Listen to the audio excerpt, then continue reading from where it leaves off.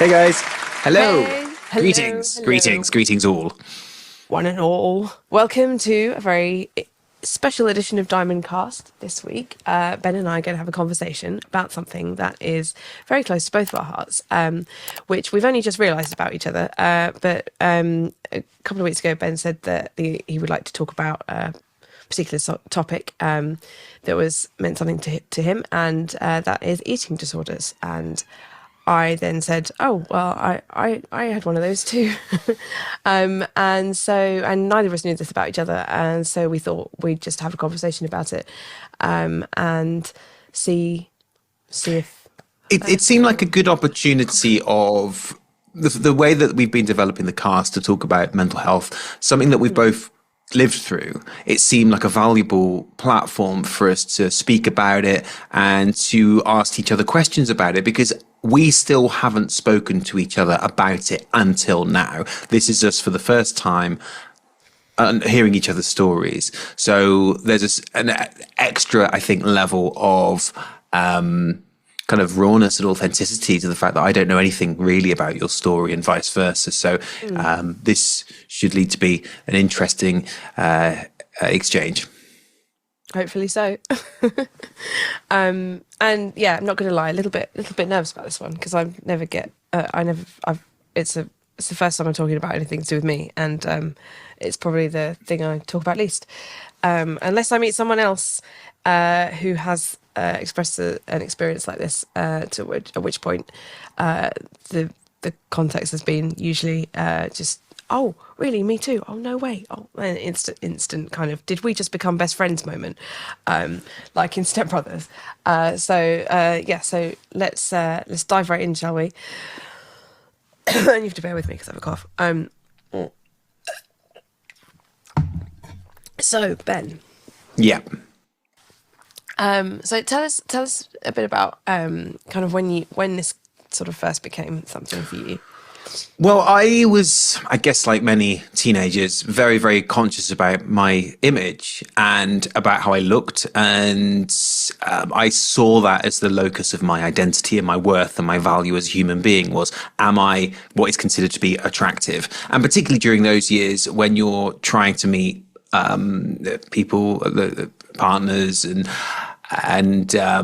I was very, very conscious about that. Plus the fact that I was quite a late developer, so I didn't really feel like I'd grown into my adult self until maybe I was 17, 18, maybe even 19.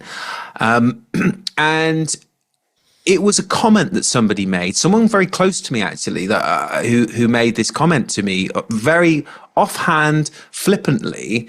They said that they thought I was overweight. And if you look back at pictures, I wasn't. But I believed them, and that set the spiral going. Now, it could have just been and I'm sure it was just a very offhand, it was at a party and we were drinking and he made this comment, but it really stuck with me. And I then decided, right, this is it. I'm going to lose weight. I must be overweight. Therefore, I'm going to do something about it. And I set up this bizarre science that I just made up myself, was that there was something about fasting in it, but I didn't have any scientific knowledge of it or hadn't done any reading. It was just, if I stop eating anything after 3 p.m., then I'll lose weight and that'll be great. That was my plan. And at the time I was living at my parents' house. I'd moved out, but then I'd started at university. And because I went to university in my hometown, I had this great idea. I said, I'll come and live at home again for the first year rather than pay to live in halls of residence. And there was no rooms for me at the house because my little brother had moved into my previous room. So the only room that I could live in was this essentially shed down the garden, which was separate from the house, which was the room where they used to keep the lawnmower and stuff. And I decided that, sorry? Did it have heating and stuff? No. Or was it just Okay. It was just a shed with a door that didn't really close properly. It was full of damp and wood lice. Okay. Right. But I decided that was cool. And there was this almost kind of heroic, I'm going to live there and save loads of money and look at me being all cool. And I don't care about things like creature comforts because I'm cool. And I think that played into it because my self-worth was dictated by the fact that I was living in these this sort of hovel. But I still had access to the house, so I could go. I was sleeping in there, and that was my room, where I was studying and writing music and everything. And I felt kind of cool as well, because it was this sort of poverty consciousness of, hey, look, I don't need those things. But I think it played into my self-worth. I started to feel less and less valuable as a person because I was living in this kind of dungeon. Did you do that for a year? I did it for a year. And that was when... In the wintertime? Yes. Yeah. So I think I had a heater down there and stuff. But it was... But the door opened straight to the outside, and there wasn't a lock on the door. So, random interlopers could have come in at any time. So yeah, it was all of that. So no security, no heat, wood lice. It was. I think that definitely played into the scenario. And so my friend had made this comment, and I'd made this new science of I'm going to follow this plan, and that's my losing weight plan. The problem with it, well, one of the problems with it was at the time I was also drinking alcohol heavily.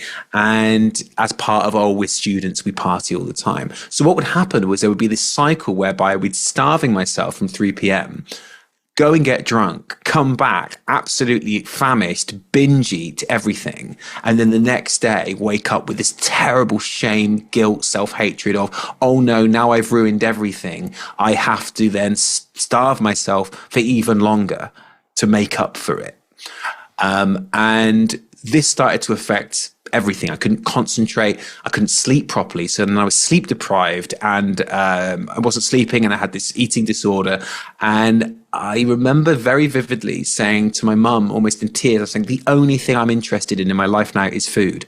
And I remember at the end of every meal, just that despair of, now I've got nothing to look forward to in my life. Because you'd eaten all the food. Yeah, that was the only fun thing left, was food. But then during those times I was sober, so now I knew that I couldn't eat anything for the rest of the day. And that was what I was caught in, this cycle. And I can't remember how exactly I finally went to my mum and said, this thing is happening. I think it was tied up with a sleep deprivation as well. Like I'd gone a number of days and nights with no sleep. I think I just sort of broke down. And my mum took me to a hypnotherapist. Okay. And this was really valuable because firstly, I felt like I was able to speak to someone impartial and educated about what was happening. And as a male at that time, I felt that this was even more unprecedented, to be a man with, or a boy or a teenager or whatever, I was 20, with this problem, because it just wasn't really widely documented as far as I was aware. So it was even harder to talk about it to anybody, and only my mum and the therapist, David. And so we had these great sessions where the first half would be talking about thoughts and feelings around the issue, and the second half would be the actual hypnotherapy. And if you've ever had hypnotherapy, it can be, well, for me, it was great. And it would be almost as soon as he started talking, I would be under, and then I'd almost wake. It would almost be immediately. I'd feel like I'd woken up, but half an hour had gone by, and I'd walk out of those sessions feeling so elevated and just like anything was possible. This wonderful sense of optimism and liberation for about an hour, and then you'd sort of segue back into reality again. But coming out of those sessions and walking down the street, every just seemed like it was in Technicolor and real, and just the birds and the sky. It was fantastic.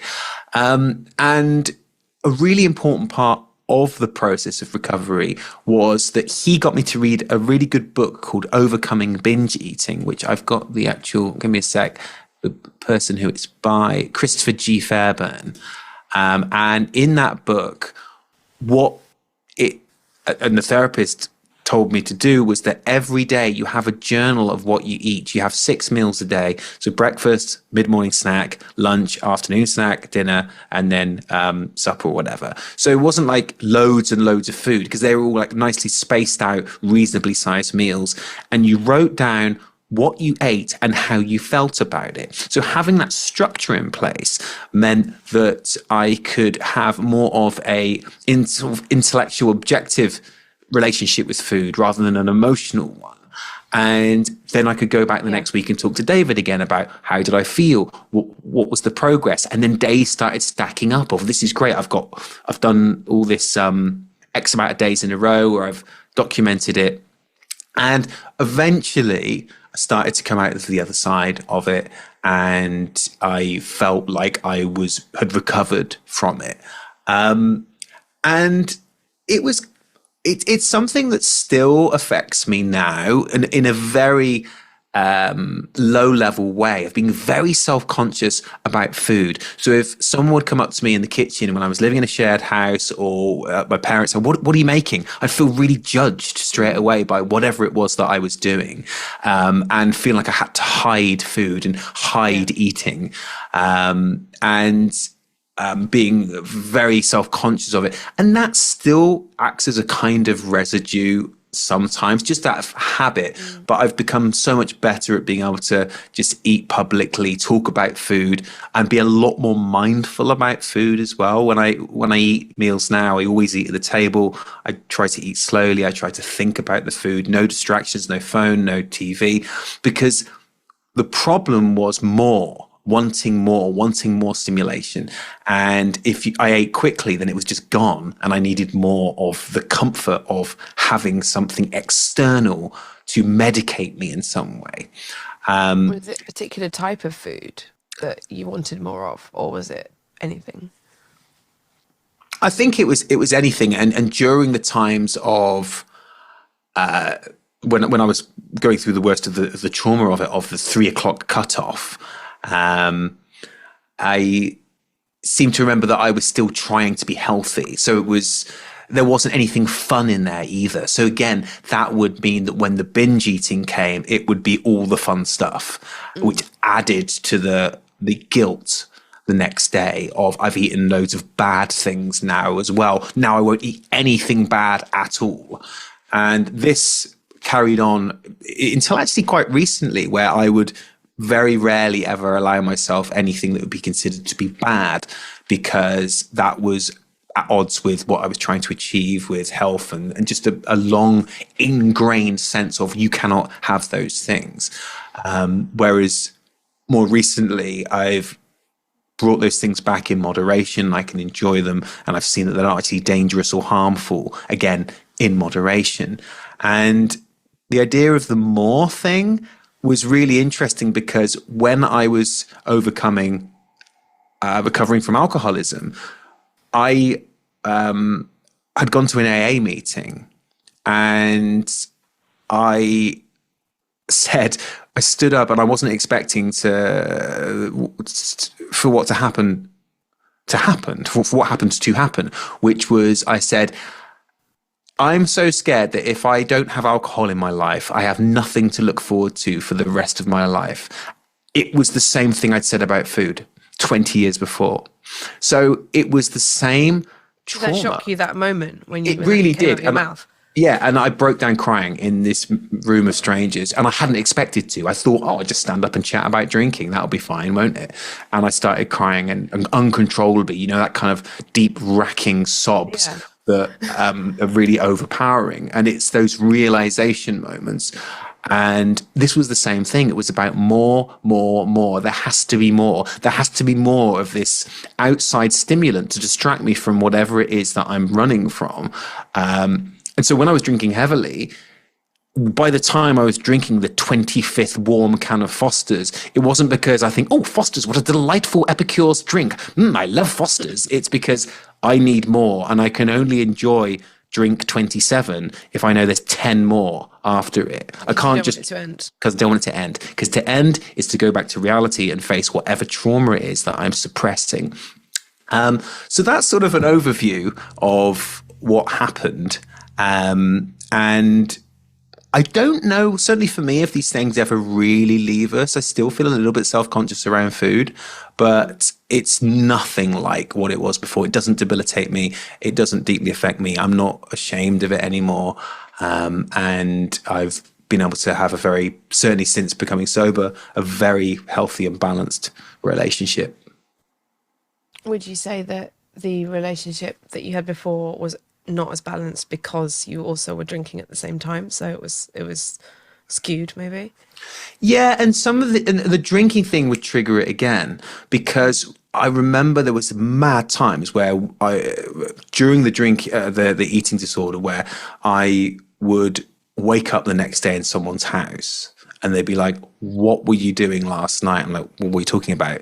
And I'd gone into their fridge at 3 a.m. when I was absolutely hammered and eaten someone's birthday cake, or like just the shame of that, But not remembered.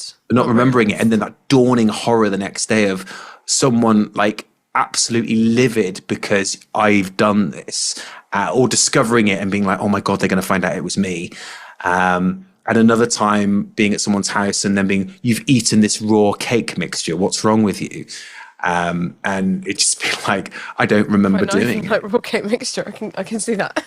Yeah, I don't remember doing it, and so the alcoholism really kind of triggered that again, and even 10 years later, after 15 years later, I think it was, after overcoming it, when I was still drinking heavily, I would still regress to the binge eating when really drunk, and so it was still with me. And I think now, with sobriety, both things have been able to be overcome, because one isn't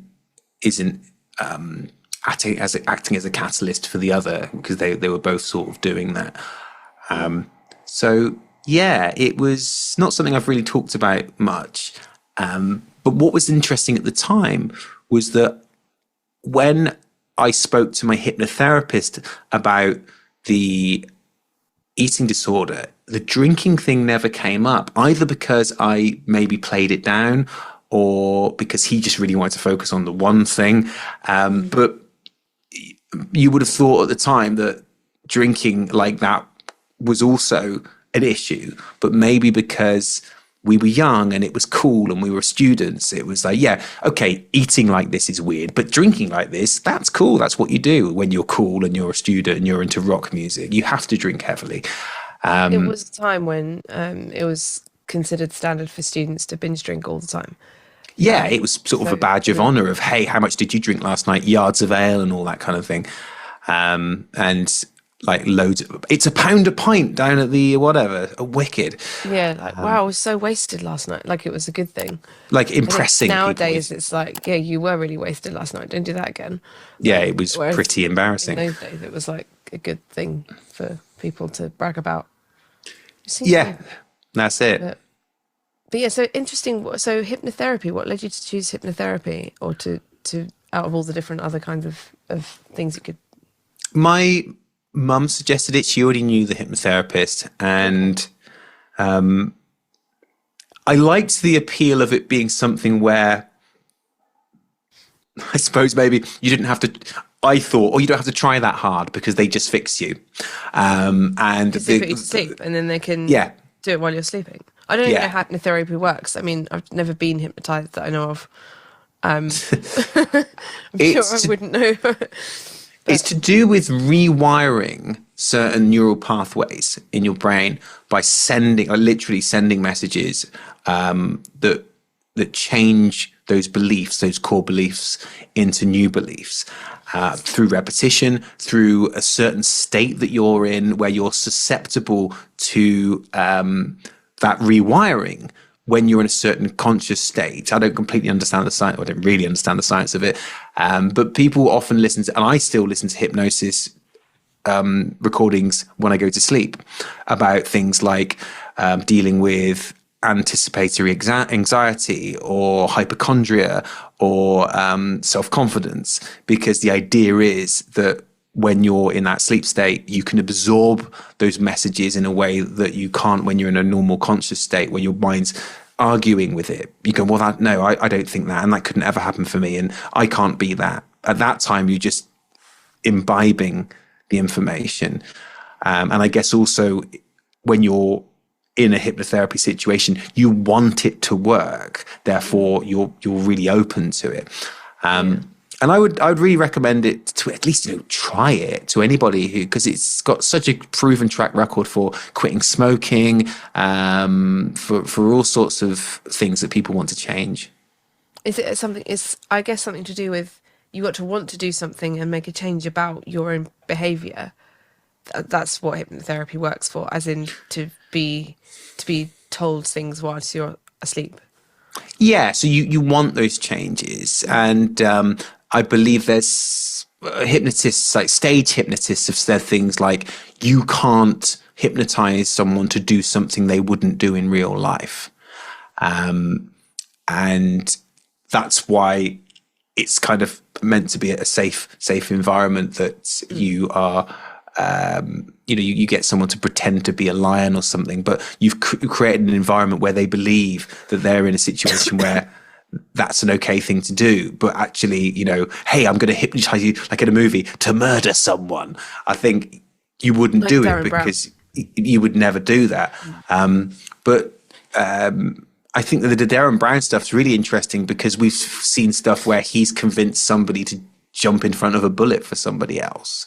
Yeah. Through a very gradual course of kind of suggestion and what's the word, like messages and stuff. It's pretty fascinating. But so the point being that if this is something where you want to have a positive change, you're really up for it, you're going, please, I want this to work. I think you're a lot more susceptible is the wrong word. You're a lot more able to have a positive experience with it.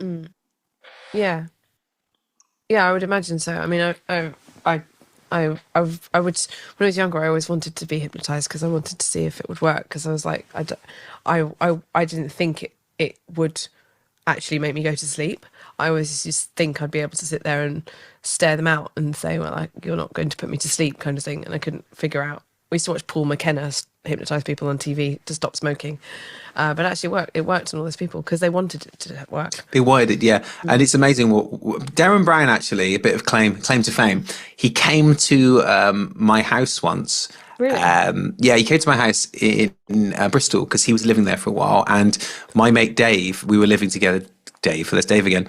My mate Dave was working in Summerfield, the supermarket, and Darren used to come in and they would get chatting because my mate Dave's, he's an actor, he's gone on to be a director, so he was very good at just sort of talking about engaging conversation. So for whatever reasons, Darren ended up coming to our house for like a Christmas dinner.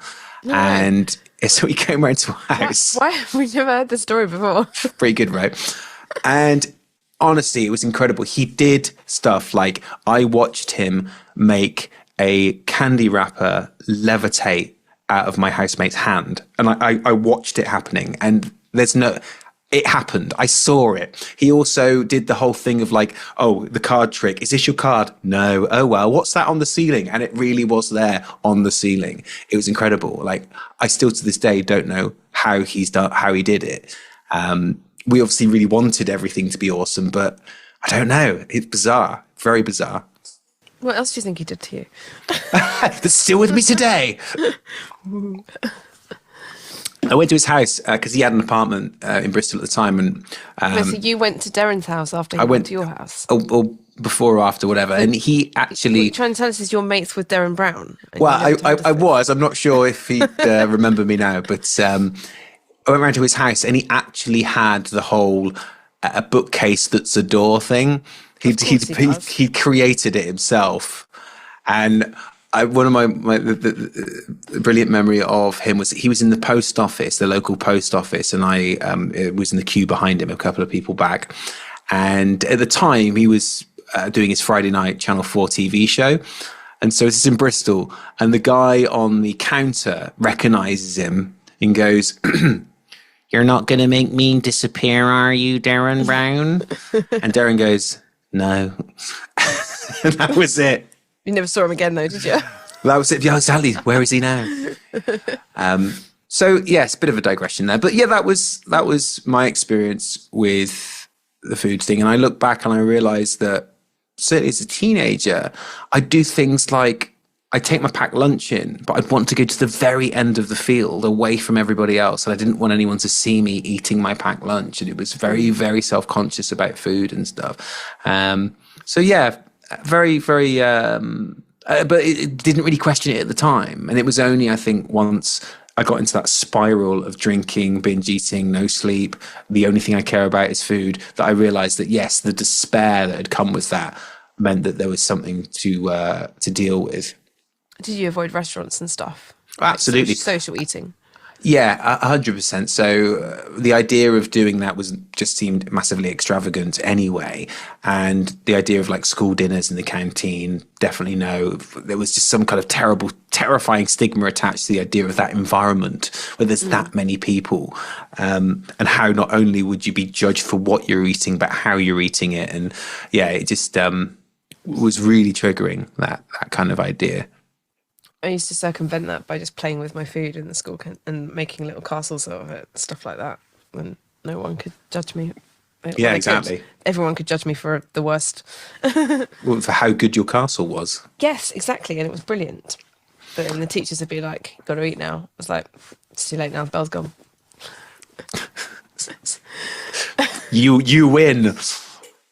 Yeah, well, you always want to get one over on authority figures, I think, when you're that age as well. And so if someone puts something, if you're a little bit rebellious and you think, well, how do I make it so that I can get away from or get away with something? Perhaps it's the streak that you have if you've got this kind of brain that leads to this sort of behaviour, I suppose. Yeah, so that's that one. So what would you say? Did you ever talk to any of your peers about it, or was it always just? No, certainly not. So no friends, no family members other than my mum, nobody else in the family I spoke to about it. And it was only the hypnotherapist and my mum. And even I didn't really talk to my mum about it once the therapy had begun. It was just the therapist and my journaling about it. And I wonder if, again, it was partially anything to do with how I felt at that time towards my gender identity of, is it just even more terrifying to try and be a male and have and admit this? I don't know. Maybe that was something that was symptomatic of that time. Maybe it would be the same now. But yeah, so that was very much an insular journey. That's interesting because obviously we don't know what it's like for people that age now to be going through that, but the difference in how men and women, boys and girls are treated, or how they feel that they can express this sort of thing to people, peers or family members and so on. Yeah, totally. Obviously, we've only got we can't speak for the other side. You'll never be able to speak for the other side or like know what the other side goes through. But yeah. But so do you what would you say was the most misunderstood part of your experience? Well, because there wasn't anybody that I was really talking to about it, it was not really misunderstood by anybody other than me at the start, making up this new science of this is what I'm going to do, this weird pseudo fasting thing that just makes me feel really hungry and sad, which then I'm just going to end up caving in on because of getting drunk. It's sort of like intermittent fasting, isn't it? It's the way people actually do that. But if you've done it in a more like researched way, then you wouldn't have had the. And that was probably what it was. I'd probably heard something somewhere and just like fashioned that into my own weird version of it. And no information, no support, no study. But it was led not by wanting to be healthier, because my understanding of fasting and intermittent fasting is that you do it for the health benefits of letting your body repair by not giving it food. So it's not focused on digesting food, it's focused on repairing your body. So you do it for 12 to 16 hours overnight. This was fear driven. Yeah. So in that case, then it's likely if you're not doing it with the knowledge of the science or the health, then you've just made up this reason that you have to do it. And were you diligent with it as well? If it's fear driven, would you do it every single day? Yeah, very much so. And it was the same feeling of punishment if you did it wrong, or having to overcompensate if something had gone wrong.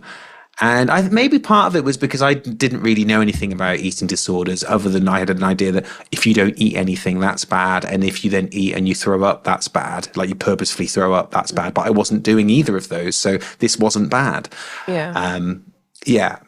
Not recognizing that if you have, you can't put a label on whether or not, like how bad you are before it becomes you are this, which was a bit like the alcoholism of, because I wasn't waking up drinking vodka at 10 in the morning, because I can't feel normal unless I'm drinking vodka at 10 in the morning. I was like, well, I'm not an alcoholic, but I had a horrible relationship with alcohol where it made me feel really bad loads of the time. So that's a problem. And it was the same with the food. Eating was massively occupying my mental and emotional space. So therefore it was a problem, even if it wasn't what I traditionally understood to be an eating disorder. Yeah, well, because they only tell you about sort of, ones where what you said, like you said, if you make yourself throw up or starve yourself, that's it. And then they don't tell you about other forms of eating disorders that don't necessarily fall into those categories. Exactly. Yeah. Yeah, that's definitely something that you find people along the way in recovery and so on who are going through a completely different journey. What would you say that your recovery journey felt like, and when did you start to realize things were changing and improving? It's a little hard for me to remember the actual timeline, but I think when I think back to that book and how it was this kind of holy artifact for me, and such a source of comfort, this big textbook with this big paperback textbook that I think there was one page that you could photocopy, and then that would be your diary that you would then, and just having that sense of structure, making it like a study. I like studying, this was good. Being able to look back on tangible progress, being able to have a feeling of pride of, I've now done X amount of days in a row. I've written it down every day. I've talked about how I feel about it. I can go back to David this week and go, look, I had a really great week. Having that accountability of someone to report back to suddenly made the whole thing have a much more positive sense of progression and structure. That hitherto it had just been these endless weeks and days of spiraling and cycles and a few days of doing it right, as in fasting, and then the regression and the alcoholism and stuff. So yeah, I think that book and that was when I stacking days of doing the program really, really helped. And having David there to, again, someone to report back to and want to say, look, I had a really good week, was really important. How do you feel when you read those journals now, or if you've read them in the future after that time?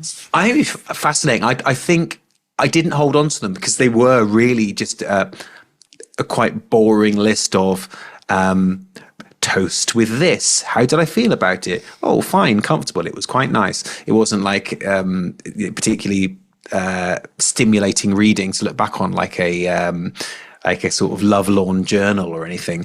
But it was more just like the process of doing it every day. And then you could throw that, you didn't need that piece of paper anymore. Or I can't remember if I kept them or just marked how many days I'd done or whatever. But it would be pretty interesting to look back and see, even then, during the early stages of the recovery, were my eating choices still dictated by some of those old demons of, you still can't have this, you still can't do that, which I think they probably were.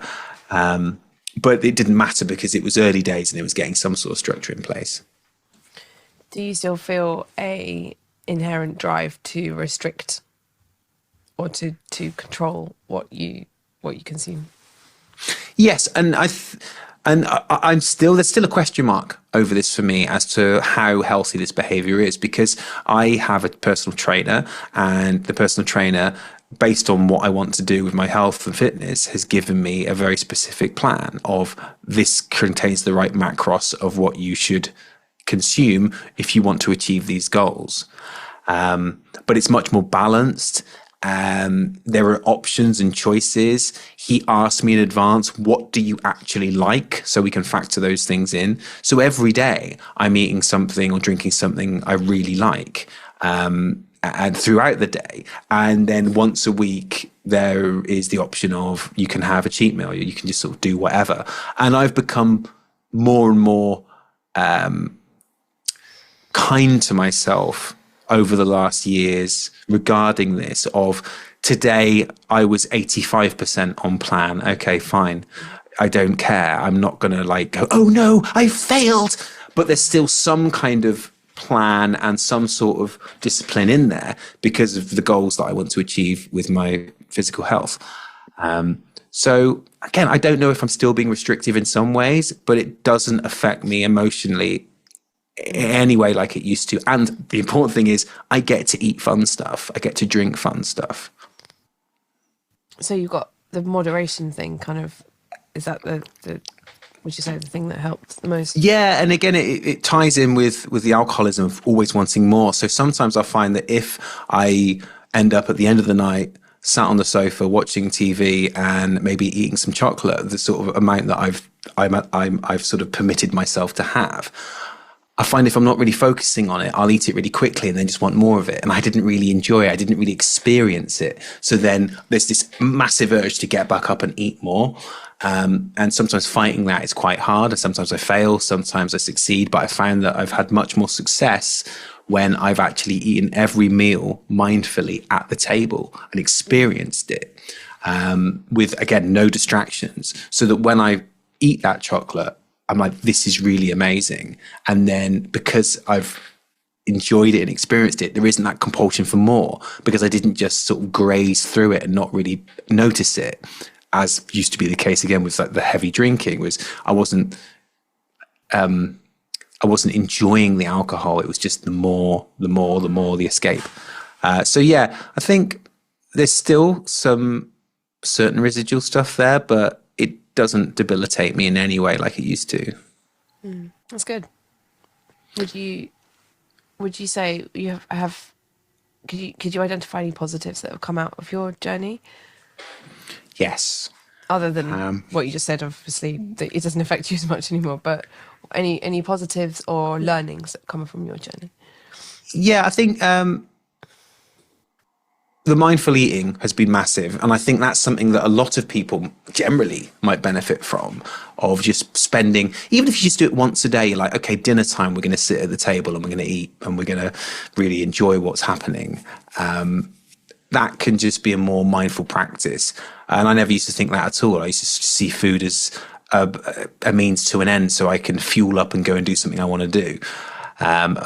And now actually appreciating it and enjoying it more and being grateful for it and thinking, how fortunate am I to live in a life where I'm able to access this, where I can earn money and I can buy this, and how cool that is, having those moments. And one thing actually that Vincent taught me was that he said, try and do a very short meditative breathing before you eat, just to really get yourself into the space, like transitioning between your work time and your eating time. So it's not just like, eat at the table, right, let's go. It's sitting just 2 or 3 times, just breathe in, hold, breathe out, just relax. And then apparently it's also quite good for digestion as well. So that mindfulness has been really, really helpful. And I think the other positive about it has been being able to recognize the signs of an addictive habit emerging, because it's not just about food and drink for me. It's about anything that I want more of. Could be just endlessly watching a TV show. It could be not wanting to go back to my normal life of and wanting to just postpone things by maybe spending too much time on the phone with someone. Like, I don't want to go back to, I don't want to keep putting things off. That addictive quality and going, oh, that's this happening. I know this, I can recognize this, and I can overcome this. And the other thing was just being more in touch at quite an early age of vulnerability and understanding that it's okay to have flaws and challenges and problems, and it's normal, and that they can be overcome. And being able to then take that mindset forward into life of, I've been in a really dark, fragile place and people could help me. There was help in place for me. If I reached out and I talked to people, I was able to get help, and I was able to use tools and structure to overcome the problems. And being able to then apply that going forward in life has been really, really helpful. So your sound's off. Sorry. I said that's really good that you're able to understand that about yourself and learn those things through all those processes of recovery, and not just, well, I guess learning more about how you work, and then being able to understand what your brain is doing at different times. Yeah, totally. Yeah, well, that's good. Do you have any advice for anyone who might be going through something similar, or anyone who's got a loved one who might be going through something similar? Yeah, absolutely. I think being able to talk to people about it, speak up about it, recognize that it's something that is, it's not weird or shameful. It's pointing to a deeper level. It could be pointing to a deeper level of trauma that you're perhaps suppressing in some way. It's not because you're abnormal. Why do I want to eat like this? It's because it's acting as some sort of distraction, a self-medication for a much deeper problem that maybe you don't quite understand is there, or that you are running from in some way. And that's certainly what it was for me with drinking. And it wasn't until I got sober that I was able to go, oh, so this is why this keeps happening. And having that clarity to recognize, why did I keep hiding from reality in alcohol, was because I was really, really scared of reality. I was on hypervigilant, high anxiety all the time. The world is dangerous. I'm not allowed to have boundaries. I am non-deserving. I cannot displease anybody, otherwise I am in danger. And being able to do all that work and find out why I was drinking to escape that was only possible when I was sober and able to activate the thought processes to do that. And I recently realized that one of the biggest issues that I've had in my life was based on something that happened to me in school when I was 10, and I'd forgotten about it. Suddenly I remembered it, and I talked through it with my therapist, and it was this absolute revelation of, I've been repeating that interaction from when I was 10 all my life, and it's kept me stuck and it's kept me trapped. But yeah, so being able to recognize that there's help out there, and that if you are going through some sort of eating disorder or drinking or addiction, it may be because there's a deeper issue that needs to be worked through.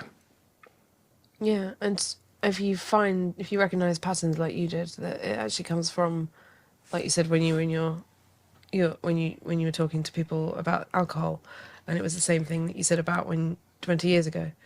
That actually comes from the same sort of place. So sometimes to look at things overall holistically, rather than treat one thing at a time. Yes, absolutely. That's a really, really good point. Seeing the overarching pattern, the repetition, the cycles, and that was just it. And what a revelation that was of, this is the same thing 20 years later, just in a different form. Cool.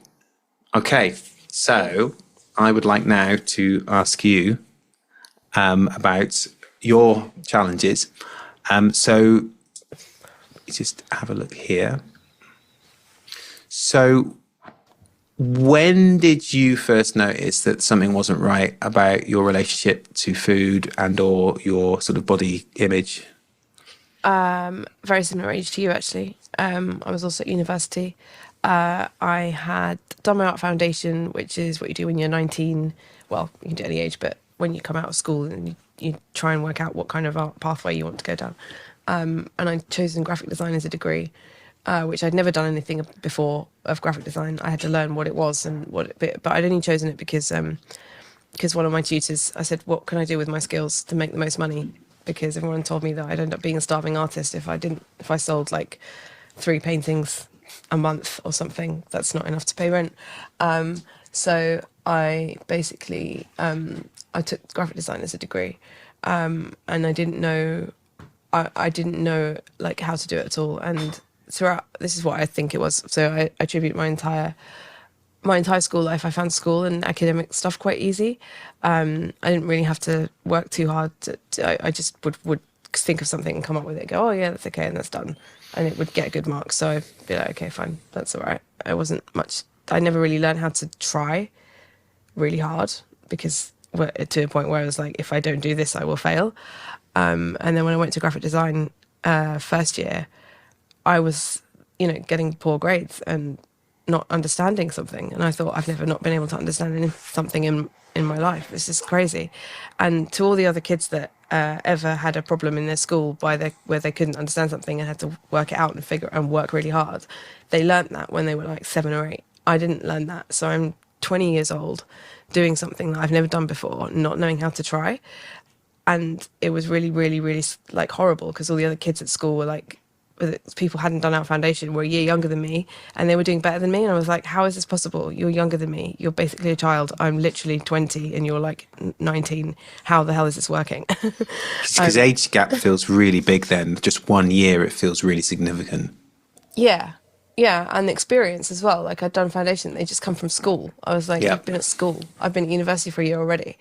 And they just knew how to do it. And I was like, how? And they were like, well, we did a graphic design BTEC or whatever. And I was like, I don't get it. I don't get it. Like, why can I not just figure this out? Like I could figure everything else out. And it was really horrible. And then I thought, I'm just going to drop out. And I thought, I can't drop out. I've done a year now. I have to stay. And everything I did, every project I got to choose, I chose something that was a little bit arty or a bit. And the teachers say, no, it's not. That's not the remit. It's not the brief. And I used to be able to make up my own briefs, and I would do like, if I would do like 10 pieces. So for GCSE and A level, I did like 10 pieces of work for one brief, 10 final pieces. And everyone else did one, and I did like canvases and sculptures and all sorts of things. And I'd say, and I smashed it out of the park like all the time because I just was obsessed with it.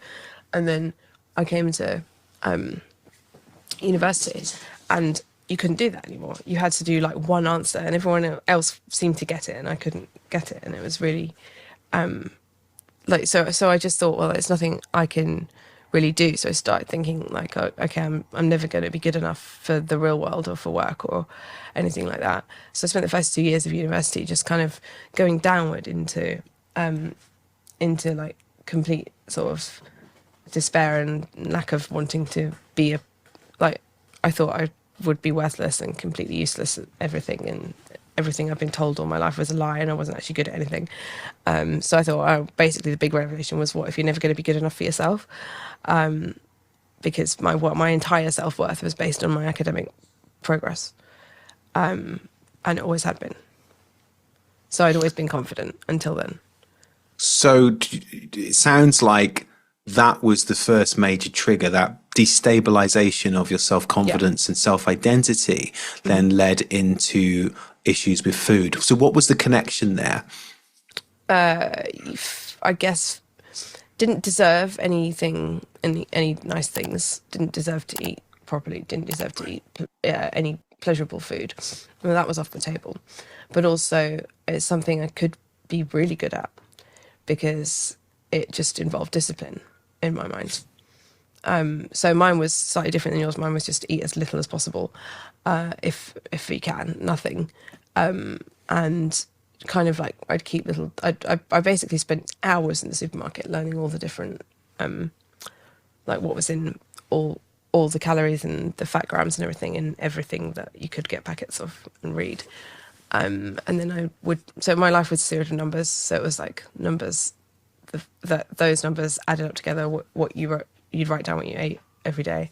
So you would write it in a journal or something? Okay. Yeah. And so did you have like a limit that you couldn't go over each day? Yes, a very low limit. And I'm not going to say what it is because it might upset people, but basically if I went over it, I just write with a big like scribble out the pen, like you're terrible, you're awful, you might as well die, you're an awful person, like all that stuff.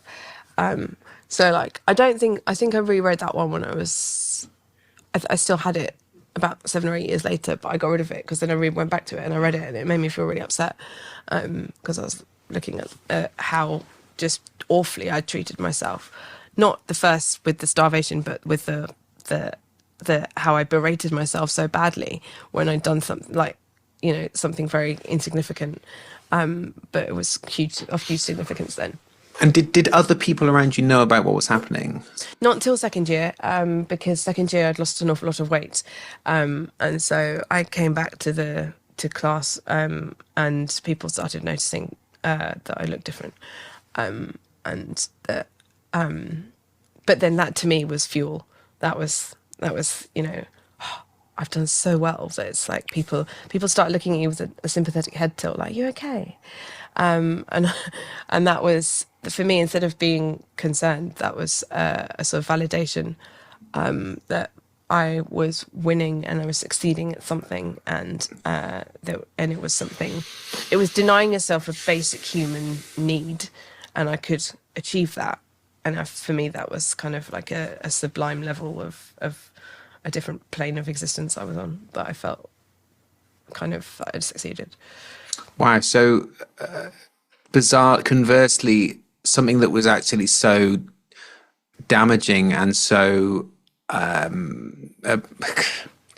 guess, sort of almost abusive to yourself, you were then seeing it as a badge of honor of, wow, I'm doing really well at this. And it sounds like because you felt that you weren't doing really well academically, this was something you could control. And I believe control is a big thing with issues like this of, I can't control the world, but I can control this. Yes. And that happens with a lot of people, and a lot of people that I met through this process, actually, they had different things going on they couldn't control in their family life or their home life. Or some people had other kind of illnesses that they couldn't control the outcome of that. So this was the only thing that they could. So it was interesting to have that. It wasn't always academic things that made people act this way. It could be a number of other things, but the catalyst was control. Right. And so people started noticing it, but did you talk to anyone and say, this is what I am doing? No. I was the student union events manager for that second year. Second year. I can't remember. Why can't I remember this? There's a lot of this period I can't remember. Then that's weird, because that's similar to me. Like, it just is this haze of just, for me, just suffering and sort of despair, because probably our ability to absorb what was happening around us at the time was impaired by this this condition. So yeah, you think back and you can't even remember what year it was. What it's first or second is a haze. But yeah, so you're saying you hadn't really spoken to anybody to tell them, I'm doing this thing. No, I mean, so what I actually had done is I'd found a really amazing. It was a phenomenon at the time. It was, excuse me.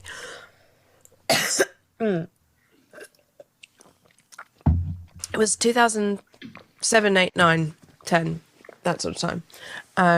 Well, it was 2008 to 9 when I started finding these people online. But I found a solace in Facebook groups where people were sort of going through a similar thing. And there was a lot of they got a lot of bad press and a lot of bad rap because people would say, oh, it would keep people down and keep people in, and a lot of people would do kind of get goal packs together, like weight loss goal packs and things like that. Right. And there were, and I didn't have one of those with anyone, but you had your own you had your own goals and your own what you were trying to do for yourself, based on where you were. And some people were kind of in the downward spiral, and some people were in the recovery upward part of this. And so you talk to people, and everyone was respectful of each other's position. Nobody was trying to convince the others. The ones that were wanting to harm themselves were not convincing the others, oh, you need to lose weight. They were very respectful of oh, well done, be strong, recover, good for you. I wish I was able to feel confident enough to do that kind of thing. So it was quite a nice little group. of people of all different stages and different places, mostly America, but there's a few here in England and a few in Australia too. And everyone used to kind of write things to each other, and there was a lot of in there was a lot of bad stuff. There were forums that were like the ones that were the bad ones, where you could go and just look at like endless pictures of like thin people, and it would just fuel your kind of, oh, I'm not good enough. But I didn't go on those. Like I looked, you'd see them on Facebook, and some people would post pictures and go, oh, like, what do you think, guys? Am I there yet? And everyone would go, either don't post this stuff, or towards the end, like 2009-10, don't post this stuff. Like, it's triggering for other people who are trying to recover. And that's where the word triggering, I think, comes from. I don't think I've ever heard it. I never heard it before that in the public lexicon, and I think that's where it came from, was triggering somebody to. If you are in recovery for an eating disorder and you see endless photographs of people that are showing off their bodies in that way, it can trigger you to think, I'm not good enough, I must go back to feeling that way. So do you remember if, and you don't have to answer this if it's too sensitive. Do you remember if you thought, as you were getting thinner and thinner, do you remember thinking, I look really good now? Or No, do you never. remember right, That's so the it irony was of this. That's the irony of this. right. I was exactly what I wanted to look like, but I could never see it. Never. Right. So you do you, so you kept pursuing this goal because you felt like you weren't there yet. But did you feel that you were right? But did you feel like you were improving? So it was like, oh, I'm closer now to what I It's what not I want rational. to be. You don't look Right. at yourself in a rational way when you look in the mirror. You look in the mirror and you see someone 20 pounds, 30 pounds bigger, always. And then it's like I had different glasses on afterwards, which was like when I look back at pictures and I'm like, wow, if I'd known I was that thin at the time, I wouldn't have carried on. Yeah, totally. It's really, really weird when you come out of it and you get out of that state of mind, and you look at yourself in a completely different way, and it's really strange. So was there ever any sort of intervention from people close to you who were concerned, who kind of confronted you about it? Yeah, like my parents were like, a bit concerned and that kind of thing, but my mum never really wanted me to go to a hospital or anything like that where they force you to eat. So she was, she was quite helpful in terms of what, like, how we would eat together and have small portions together and that kind of thing. So So when was the point where you decided that you didn't want to do that anymore, and what made that decision happen? Okay, so university, there was two things that I did. So towards the end of university, like it's coming to my third or fourth year after foundation, we had a lecturer come in, or lecture series from the alumni, people who had been at university before, and one of them was a guy from this magazine. I don't know if I should name the magazine, but it's controversial. But it's FHM, and he came to do a talk, and he said, I was in graphic design, I was in second year and I hated it. I didn't want to be a graphic designer. And I was looking for other things I could do. And basically he said he ended up being a writer for FHM. And I immediately went straight to the front of the lecture theatre that day and said to him, I hate graphic design too, I'm in second year. What can I do? Can I come and do an internship with you? He said, yes. So I got an internship with them and I loved it. I loved working at a magazine. It was a month, and the magazine is monthly, which means I got to see it from the beginning to end, and I got to do everything. I got to work on a bit of everything, and I was like, yeah, I'll do that, I'll do this, I'll do that. And I was so excited, and I was like, this is the real world, not that university where I have to go and be berated by my teachers and told I'll never get a job, and berated by myself and all these horrible things, and get 11 weeks for a project. Not that. This is what graphic design is. It's making this magazine, it's making all this stuff in it. I was like, this is awesome. So I ended up talking my way up to all the other magazines in that building under the same umbrella, and working there, each one, only for a week or two, but I did the whole summer, and I came back and I was like, this is what I want to do now. So that was my third year, and I was so glad I hadn't quit. And in third year, I came back and I thought, this is what I'm going to do now. And I dyed my hair black, right? Because I was like, right, I'm changing my whole this is all going away now. I'm going to change and be confident. The first thing I wanted to do was be confident. I knew I wanted to be thin, I wanted to be happy, but I didn't want to be depressed anymore. So I was like, how to be confident, but I had a thing that I wanted to do, and I wanted to like pour myself into doing, and I found that from finding that in this internship. So it was that, and then the second project we had to do in third year was from the International Society of Typographic Designers, which is the ISTD, which doesn't stand for ISTD. I rang my dad up and said I got an ISTD award. He was like, you need to go to the doctors. But as dads do. But the project was you had to write a book about something typographically, and you weren't allowed to use any pictures. And so I chose to write a book that was sort of bridging the gap between people suffering from eating disorders and people trying to help them. Because there's always this gap. There's always people say, well, why don't you just eat? And it's like, well, it's not about eating. It's not really about eating. And like, oh, well, maybe you shouldn't be reading Vogue. It's not about the models in magazines. It's not what makes people anorexic. It comes from a self-confidence, something inherently about you, about control, about self-confidence and that kind of thing. It doesn't come from, just reading a magazine necessarily. I mean, not always. So it was these two things. It was going and getting this internship and realizing that the rest of the world wasn't going to be as bad as university, and doing a project about the actual subject matter, with a view to trying to help people, because that's the same problem that I got with all the people on Facebook, was that they all had a problem with their loved ones because their loved ones were trying to help them, but they were misunderstood, or they were misguided in some way, and there was this kind of clash between the two. And so I thought, well, if I can make something that out of a lot of the stuff in this book is things that they gave me to put in it. So I'm sorry. So giving myself something bigger to think about than being wrapped up in myself actually helped. So this project, this typography, can we see this? Yeah, so it's a concertina like this, right? It's a book that opens a concertina, and it goes. So you open it one way. Hang on, it's a bit stuck together because it's really old. That's the wrong way, actually. So yeah, so it's called 1% because you want to be 1% of yourself. It's about being completely nothing and fading into nothing. And so the idea is, hang on, sorry, the glue has completely done a number on me at the moment. Hang on.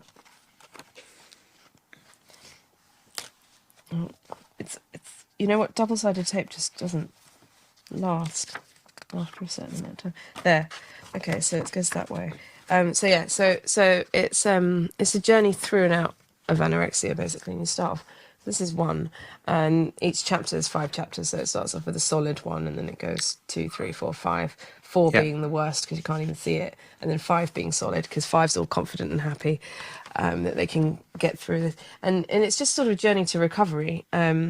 So it's a story about there's a narrative voice in there which is the eating disorder talking, and it's saying things like, I will help you to improve yourself, I will seduce you with hope and image and freedom, I'm the one you should listen to, and then it you think, oh, okay, there's something I can stick to, but then also there's a little bit that says, let me tell you about addicts, and this is what helped me as well, was reading Nikki Sixx's heroin diaries. And then I thought, actually, there's a lot of stuff in that I could relate to. And I thought, well, he's a drug addict. And then if you sort of frame it more as an addiction rather than as whatever else I might have thought it was before, actually then I think, okay, well, then I can think about it that way and think about sort of pushing myself in out of it through that, because it's more than it's logical, right? It's not. It's more rational to solve than if it is an eating disorder and something, because you think your eating disorder is your friend, right? It's there, and if if you don't have it anymore, it's like, what will I do? Who will look after me? And so you don't want it to go away because it's keeping you in check. So how do you, what do you think the parallels are between that you could then draw from addiction, reading the heroin diaries, going, okay, these are the parallels that I see. What kind of things were they? Not caring about the lasting effect, seeking momentary pleasure from an action that you've done. So having the self-control to do that action, feeling that you're able to shock people, I guess, with your complete blatant disregard for your own life. Yeah, almost like it's heroic in some way. Yeah. It makes you feel important, that this level of devastation. So how did the book help you? As in the Nikki Sixx book? Just that I thought, well, look at Nikki Sixx now and how much he's happy about his life because he got through all of that stuff. And, it was a destructive behaviour that he had that for completely different reasons. But I thought, and I really liked Motley Crue at the time. I kind of looked up to him a bit. So I thought, okay, I'll just kind of listen to what he said in that book. And That's really interesting. What a positive and probably unexpected for him. yeah, I never told him or anything on Yeah, you Instagram. didn't ring him up. Didn't, well, there was no Instagram at the time, but I mean, what was it?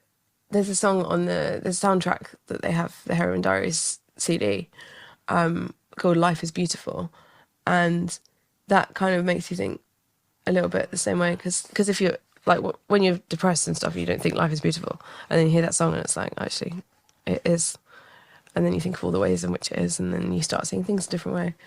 That's really good. And this piece that you created, just from what I can see over Zoom, it looks fantastic. Like the presentation of it, the idea of it, I think this could be a useful resource for anybody who's going through anything like that. We need to mass reproduce this. So you read it one way, right? And then you go, so one way it's a concertina, right? So one way you're spiraling downward into rock bottom. And then at the end, this is the downward spiral part. So the text isn't even legible properly. It's just all over the place because it's like your mind is like things are disintegrating. And things are disintegrating because if you starve yourself, you don't really have much brain power left. So you just kind of exist. And then the other way around, when you got to one point, you flop it over and you read it this way, because it's the natural way of reading it. You actually, it sort of shows the way out in a way this is the way forward into recovery. But there are little doors like this, look. So this is actually a door that you can go through, and if you go through it, as you can see, it's cut through. Yeah. And if you go on the other side of it, it's a relapse because you end up on the other side of the concertina and you have to go through it all again. And then you get back to another reminder of different things that happened to you in your course of going downwards and upwards, in and out and stuff. But the point is that at the end of it, you are able to see things in a new light. And the very last bit says, so it's the one as always. So each chapter starts with a number, and this just says number 5 is solid, and it just says that you can be anything you want to be. And that's how it ends and sends you off into the world. Because that's excellent. So when you worked on that piece, did you do that from the perspective of someone who had then recovered, or were you still sort of going through it? No, I hadn't. That's where I wanted to go. Right. Okay. So that's really interesting. So it's written right from the perspective of that. And it sounds like a major part of the healing journey was getting the job at FHM because you felt that you had purpose and value again and a Yeah. sense of monthly structure of we're working towards this magazine now we make a new one and it actually goes out into the world and people read it and it's real, Yeah. and it's a really well known publication. So The yeah, names and the credits and everything. so cool. But it's very cool, yeah. So what did once you were going through the recovery process, what did that feel like on a day-to-day basis? How could you recognize that things were improving? I was just happier. It was just like not like it. If you go like it's like okay, the last few weeks, I haven't felt really depressed. I haven't wanted to unalive myself. Right, this is great news. Right, and then it's like after a year, I was like, wow, I've only really thought about dying like 3 times, and then after that, it's like, oh, I haven't at all. Wow, this must be it. I've made it. This is it. Not thinking about that anymore. And did you notice on a day-to-day basis that you were actually eating in a more regulated way, or was it suddenly No. like, oh, hang on, I'm just doing it, like it was happening? No, I didn't do that first. I'm focused on being happy first. Right, I okay. still had all my restrictions in place, but I focused on being happy and feeling confident with myself because then I don't have to let go of the things that I'd had in place, all the that. Then I was like, right, be happy, do these things. Then there was like, so I guess the only thing, well, another thing that sort of helped me was I became a vegan, which which is a sort of socially acceptable way of restricting. When you're vegan, there's like 80% of the things in the supermarket you can't eat anyway, which is the same as when you're restricting your food, right?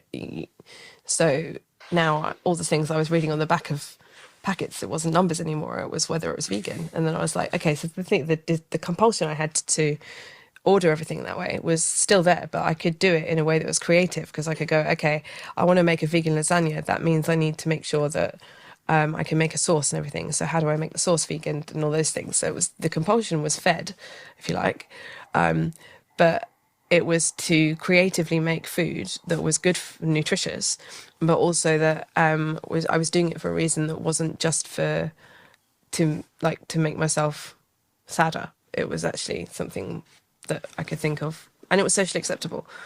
So if I told people that I'm making a vegan lasagna, people would be like, "Oh, cool, that sounds nice." Not like, "Oh, I'm I'm trying to eat like the worst thing I could possibly eat." So what aspects of that experience do you think made you stronger and wiser? Good question. Wiser, knowing that your self-worth shouldn't come from your academic progress or your ability to do stuff. Um, Finding self-worth in just kind of the enjoyment of life, I think.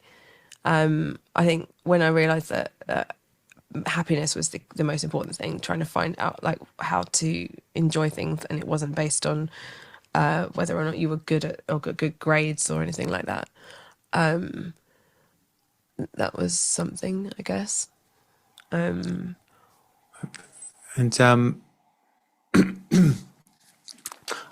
at what point in the timeline, if you say that year one was when when things started to become an issue,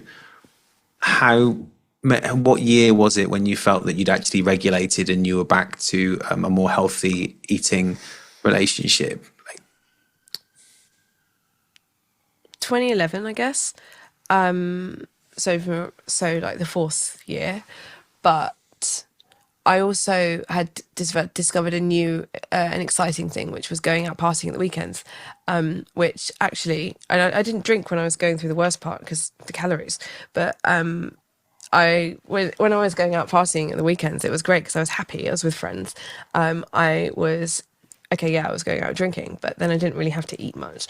But then that was kind of my like way of being like, well, I don't really have to eat much because I'm drinking. Cause it's fine. And then the rest of the week, I could work. I could eat for work. I didn't get paid very much in my first job, so everyone else would go out for lunch, and I would literally have couscous with pesto, and I'd buy one bag of couscous for the week, and that'd be my Monday through Friday, and then I'd have a little bit of it with some pesto and like heat it up with boiled water.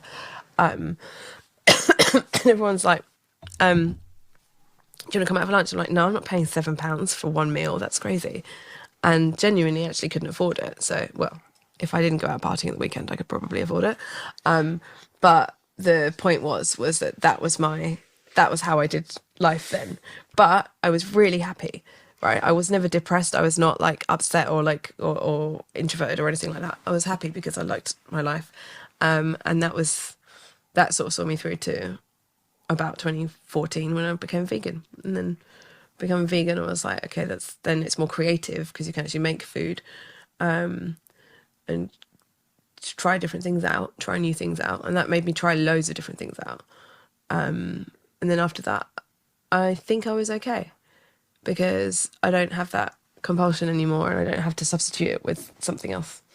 So now it's just like, let's just make something that I want to eat. That's because I want to eat it, not for any other reason. That's it, and that's the goal, isn't it? How has that whole experience, shaped the way that you live your life now? Taught me discipline. Taught me a hell of a lot of discipline. So I know that I'm not going to, like, sometimes I decide, okay, I can eat something unhealthy like a cake or whatever, but I know that I'm never gonna end up sort of overeating or anything, because I know that I've got a fail-safe switch here that goes, okay, we'll go back to basics now. But basics isn't bad. Basics isn't like it used to be. Basics is like, eat functionally. Yeah, exactly. And so what would you say to anybody who is going through something like this themselves or has a loved one who's going through something like this? It's very difficult to just kind of get through to someone else if you haven't gone through it, because you might come out from a different place than they are, and so you have to kind of figure out why the person is feeling that way, I guess. So like what it is that's led to it, rather than like because the eating disorder is the symptom, right, of something else. Yeah, exactly. Yeah. And so if you understand the reason for that to be manifesting in that way, then you can probably solve that behavior without even having to address it so much, because a lot of times people are very quick to put their loved one in the doctor's hands and say, we don't know what to do with it, so you deal with it. And I met a lot of girls I say girls, they were mostly girls, it's only one guy. I met a lot of the people that contributed to the book and stuff, who said that, as soon as my parents are afraid of me, going down that route again, that as soon as they see me doing anything, because I know watch me all the time, is that they put me into the hospital and they have to be fed through the tube, and that was quite bad for them. So I would say just kind of understand why that person's going through those things. It depends what it is. Like for a lot of people, it could be a lot of different things, and then take it from there, and try not to. So another thing about it is that I think a lot of us are very rebellious. So if someone tries to tell us you can and can't do something, we'll just dig our heels in the ground and say, well, we'll find any way we can to do that, to go against what you're telling us, even though we know it's good for us. We don't want it to be good for us. Why do you think that we don't want to take the advice? I don't know. What? I don't know. Maybe, what do you think? A certain amount of denial, a certain amount of, I think what you said before was incredibly insightful, that the addiction is your friend, it's helping you. And I never really thought of it like that, but yeah, it absolutely is. And maybe the fear of being without the thing. I remember there was one band I was in a few years ago when I was drinking still, and the leader of the band, I was hired, and the singer, he took me aside one day on the tour and he said, he basically in a very kind way, said, "You're drinking too much and I'm really worried about it." And that was still a year before I stopped, even though I massively respected this guy and I humbly listened to what he had to tell me. I then moderated and I stopped I cut down, not because I felt like he was right, but more because I wanted to do a good job for him. And I liked him so much that I wanted to be doing what was right in his environment. But then I went back home and just carried on drinking again. But I wasn't doing it there. So I didn't necessarily think he was right, but I just felt like, okay, this is what I have to do in order to be respectful to him within his environment. So yeah, I think people telling you about it is tricky because there's an element of denial, isn't there? Of I'm still getting through each day. I'm functioning. I'm fine. I can stop when I want. And as long as it isn't affecting anybody else, etc., all these things. So yeah, I guess it's hard to say, isn't it? What do you say to somebody if you recognise that they've got a disorder of some sort? How do you have that intervention? And I don't know what the answer is.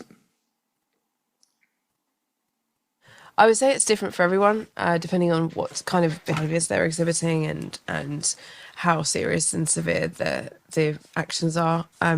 If if someone has lost a large amount of weight or over a short period of time, there's a possibility there that something could be wrong. But to interrogate it is to kind of disturb their sense of peace and safety. So it has to be done in a very cautious and cautious way with love and a lot of care.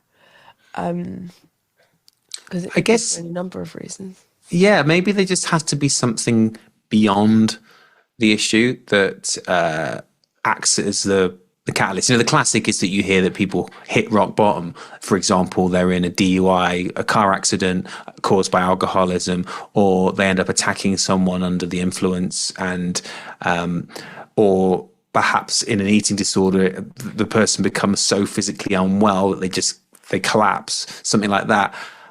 Those rock bottom moments where the person has to concede to some degree that this is not normal behavior. But it doesn't sound like it always has to. Like when we spoke to Anne Bennett about why she stopped drinking, it wasn't because she hit a rock bottom. It was because there was another reason, which she was with somebody who she wanted to, she still wanted this person to like her. And that was what she had to do to make that person still like her. So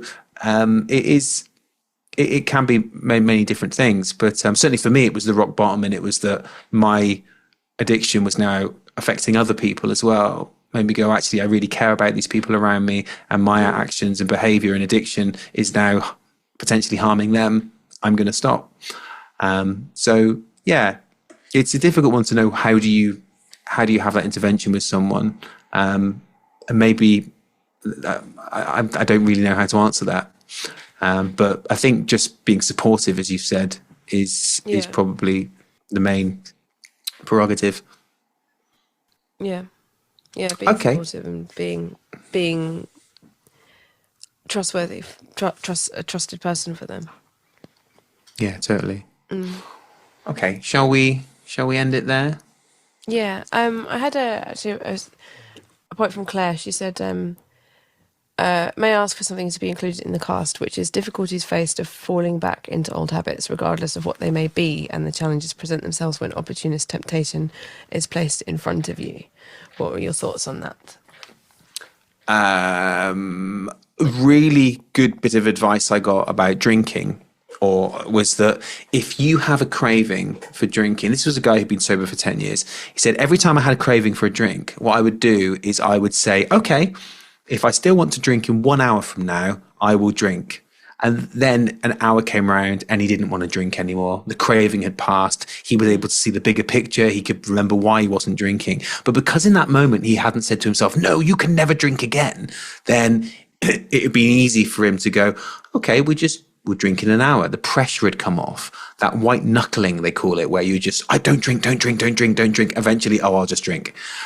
Because I hate the feeling of telling myself I'm not going to drink all the time. So having that and saying things like, I'm never going to drink ever again, can be a recipe for drinking again, because the idea of never doing it, or whatever the addiction is so terrifying that you can't even begin to contemplate. But the shorter term thing of, okay, I'll have a drink in an hour if I still want to, meant that he was able to process it and he was able to get through it. And in fact, when I first stopped, and I'd forgotten this, but I've got a diary from I kept a diary now for 6-7 years, very detailed diary. So I'm able to go back and look at what was I actually thinking and feeling during the whole process. Was that when I first stopped drinking, it was, right, I'm stopping for now, but there's this thing coming up in 6 weeks. I'll have a drink again then.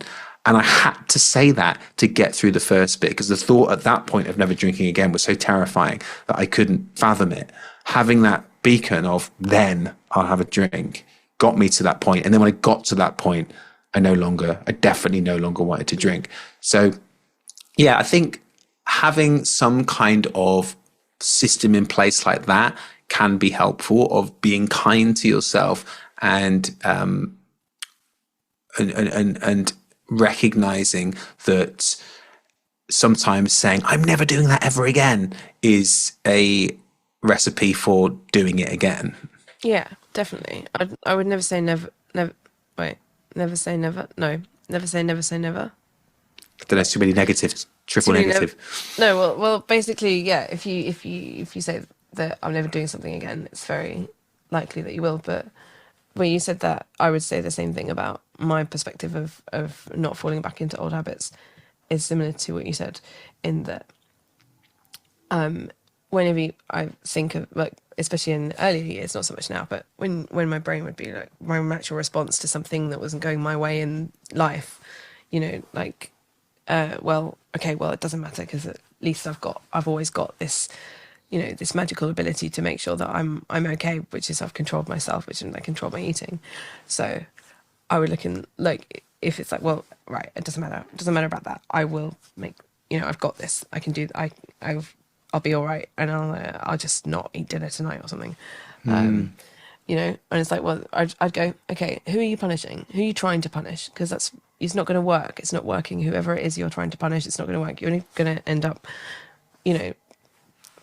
punishing yourself. Yeah, well, I'm trying to punish myself. Okay, well then, do it logically. What would actually be a more appropriate punishment for yourself, rather than going without dinner? Yeah, that's really good. That internal dialogue. Another really good technique that I learned early on was called play the tape forward. And it said, okay, so you want to have a drink. All right, if you have a drink, what do you think is going to be happening in 2 hours from now, 6 hours from now, 12 hours from now, 24 hours from now?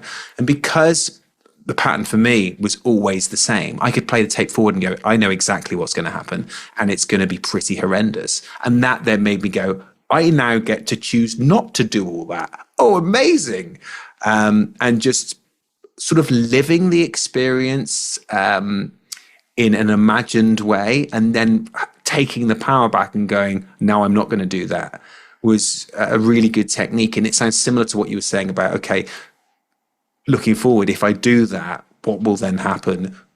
Perhaps there's another path I can take, with that awareness of, this is what always happens when I do this. A way to eliminate that would be to batch cook. If you batch cook at the beginning of the week, then the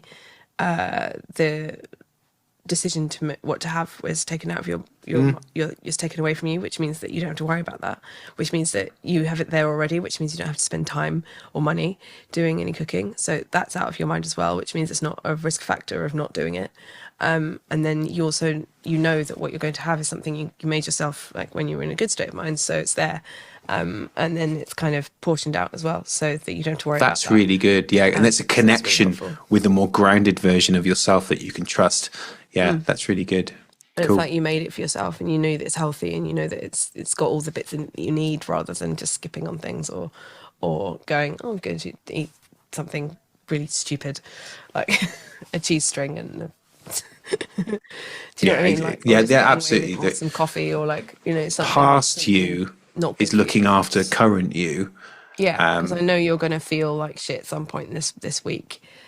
So it's sort of like you're playing the tape forward thing, but it's like I'll do it when I feel good, batch cook for myself, and then I know that at some point I'm going to feel like shit. But here you go, I've sorted you out already. That's great. And you always have the same thing. Um, and it's Cool. a good bit to do during recovery as well, I think. But I'm not the expert. I'm only the expert on me.